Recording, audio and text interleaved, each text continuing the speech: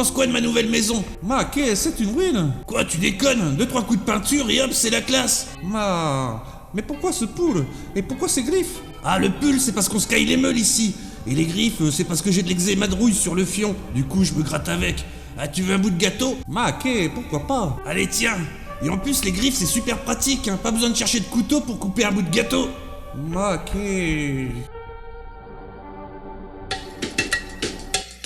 Bonjour, je me présente Monsieur Or. Aujourd'hui, nous allons nous pencher sur un film qui est dans la veine des slashers fantastiques. Alors le slasher de base, c'est un genre assez codifié, où généralement un maniaque armé d'une arme blanche trucide des jeunes débiles. Il est principalement représenté par des films tels que Vendredi 13, Halloween, Meurtre à la Saint-Valentin dans les années 80, puis la série des Scream et autres Souviens-toi l'été dernier dans les années 90. Mais alors qu'est-ce que le slasher fantastique?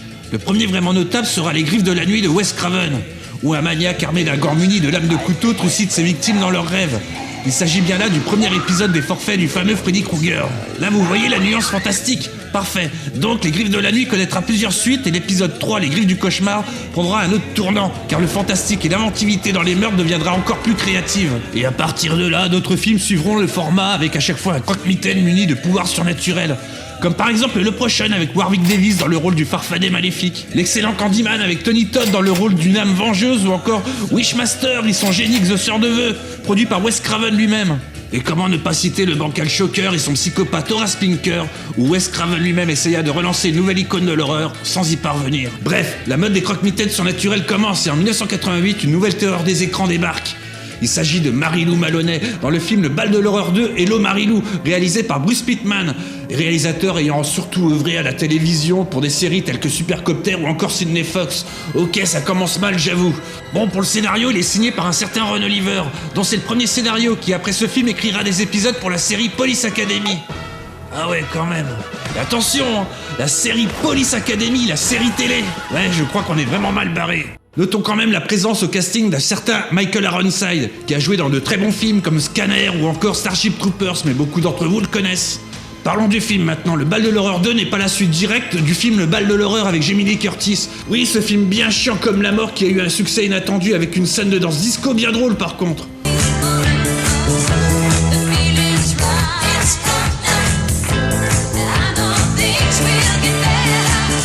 Oui, en fait, le nom d'origine du film était The Haunting of Hamilton Heights, qui est dans l'esprit, si on regarde bien, du titre original des Griffes de la Nuit, qui est Nightmare on Elm Street. Le film est retitré au final Le Bal de l'horreur 2, et coïncidence, dans les deux films, le lycée porte le même nom. Coïncidence, j'en sais rien et je m'en fous un peu en fait. Presque le film est truffé de références à d'autres films d'horreur, à l'instar du nom des personnages que l'on peut croiser, tels que Carpenter, Browning, Romero et j'en passe. Attention, voilà Romero! Le film commence dans les années 50 où la belle et jeune Marie-Lou Maloney est un peu la grosse garce du lycée. Excusez du peu, hein, mais celle-ci tourmente un prêtre. Je reconnais n'avoir jamais eu autant de plaisir. Si vous voulez passer du bon temps, appelez Marie-Lou 588 05 58. Ensuite, elle trompe son fiancé le soir du bal du lycée. Et tu peux me dire ce que tu fais avec un ordi pareil? Ah, ça c'est mon affaire. Son père est richissime. Et j'adore les cadeaux. Et l'humilie ensuite devant tout le monde. Ce trésor, j'aimerais que tu arrêtes un peu de te prendre pour Apollon. Petit crétin. À tout à l'heure, mon grand nigo.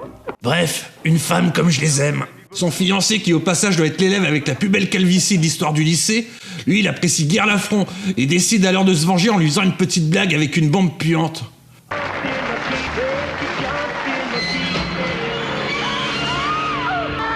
Et là, c'est le drame, et la pauvre Marie-Lou crame devant ses camarades de lycée. Ah bah si j'avais su, j'aurais ramené des chamallows, c'est super bon flambé. Puis là, des années plus tard, une jeune femme nommée Vicky, qui a visiblement la même mère relou que Carrie, Bénissez mon Dieu l'humble repas que nous allons prendre aujourd'hui. cherche une robe pour le bal de fin d'année, et décide d'aller se servir dans le dressing du lycée, vu que sa mère refuse de lui en acheter une. J'aimerais aller voir les nouvelles robes pour le bal, d'accord? Et ta robe verte, elle ne te va pas? Relou et radine, elle cumule, elle. Et là, elle ouvre une malle où se trouve l'écharpe et la couronne de la reine du bal qui n'a plus été utilisée depuis 1957. C'est-à-dire l'année où Marie-Lou Maloney a fêté la Saint-Jean plutôt que prévu. Cela libère alors l'esprit de la femme merguez qui décide à présent de se venger et de retrouver sa couronne de reine de bal en s'emparant peu à peu de l'esprit de la timide Vicky. Et là, celle-ci commence à changer peu à peu, commençant à avoir un peu plus de caractère, n'hésitant pas à envoyer chier la garce du lycée. Surtout que l'esprit de compétition n'est pas donné à tout le monde. Qu'est-ce que vous attendez, mes belles, pour faire comme Jess? Dis donc, tu vas la fermer, espèce de sale petite pute. Ou à se montrer plus chaude envers son petit ami. T'apprends qu'il y a des choses dont il faut se servir, hein? Oh, qu'est-ce que t'attends? T'es quand même pas un pédé, Craig, hein? Vicky, qu'est-ce qui t'arrive? J'ai envie de toi, c'est tout. Mais t'as pas encore compris? Qui n'est autre que le fils du mec qui est responsable de l'accident de Marilou. Père qui est joué par Michael Ironside. Et Vicky devient de plus en plus chaude, dirons-nous. Allant même jusqu'à embrasser son propre père. Embrasse-moi, papa. Mais qu'est-ce que vous faites là? Et il t'a psychanalyse après ça. Et là, contre toute attente, alors qu'il partait pas avec les meilleurs atouts, le film trouve son rythme. La mise en scène fait certes un peu téléfilm pendant les scènes d'exposition, mais celle-ci devient bien plus inspirée durant les moments d'horreur. Enfin, d'horreur, ça fait pas vraiment peur, hein. Ce n'est pas non plus très gore, mais le tout est quand même relativement efficace. Et le film n'est pas ennuyeux, surtout que la méchante de l'histoire est un personnage assez intéressant, charismatique, devenant une sorte de Freddy Krueger au féminin. Certes, on peut regretter son peu de présence à l'image, car celle-ci est le plus souvent en possession du corps de la jeune Vicky. Ce qui le rapproche plus en fait de Freddy 2, où Freddy est très peu présent à l'écran. D'ailleurs, les deux films sont très semblables dans leur trame. Les comédiens vont du pas mal au moins bon. Certes, le copain de l'héroïne du film ressemble un peu à un mélange de Danny Briand et Dick Rivers Jones, une sorte de Dick Briand quoi. T'as rien d'autre à me dire?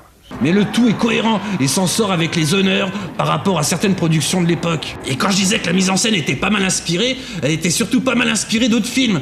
Le film pompe pas mal sur les Freddy, Carrie ou encore l'Exorciste, mais il digère plutôt bien ses influences comme cette scène avec le cheval. Oui, on peut sentir l'influence de la langue qu'on retrouve dans presque tous les Freddy. Ou encore lors de séances d'hallucination où Vicky se retrouve dans un lycée totalement lugubre. Là encore, c'est vraiment ambiance Freddy à fond. De même que dans les scènes de meurtre où le surnaturel est mis en avant. Comme cette scène où une amie dépressive de Vicky est pendue. Ou encore cette course-poursuite où Vicky, possédée par Marilou, est toute nue. Ouais, une nudité frontale, hein. Et oui, les filous, j'ai tout flouté, y a YouPorn pour ça. Alors pas de ça ici. Donc là, Vicky poursuit dans les vestiaires sa meilleure amie qui commençait à comprendre ce qui était la cause du mauvais comportement de son amie. Celle-ci, paniquée, se cache alors dans un casier et...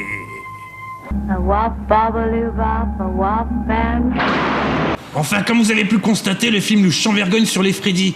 Et ce serait malhonnête d'avouer le contraire. Et parlons pas de l'influence de Carrie quand le bal de fin d'année vire au cauchemar pour les fêtards. Et où Marilou reprend enfin sa forme originelle. Dans une scène de résurrection fort réussie d'ailleurs.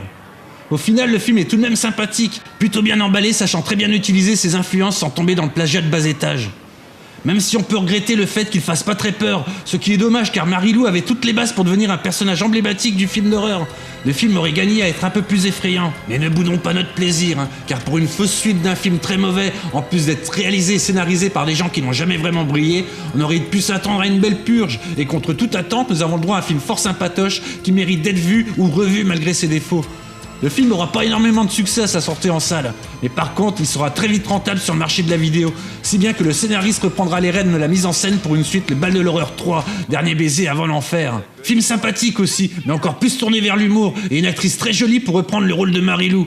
Mais aussi moins convaincante. Dommage car l'actrice du premier, enfin du deuxième, enfin ils font chier avec les fausses suites, enfin Lisa Schreck était parfaite pour le rôle, offrant un magnifique personnage de garce. Perso, je suis pas fan de remake ou de reboot, mais je pense que ce film en mériterait un, car son personnage de Marilou Maloney mériterait d'être exploité à nouveau, car je trouve qu'elle a un potentiel énorme. Ah putain, je suis amoureux. Enfin, c'est toujours mieux que de faire un remake pourri de Freddy. Bien, c'est pas qu'il se fait tard, mais je me fais chier, alors je vous souhaite une bonne journée. Ah oui, oubliez pas le pouce bleu, de partager la vidéo et de me faire des crêpes si un jour je passe par chez vous. Et si vous n'êtes pas abonné, n'hésitez pas, je tenterai de faire des vidéos un peu plus souvent, promis.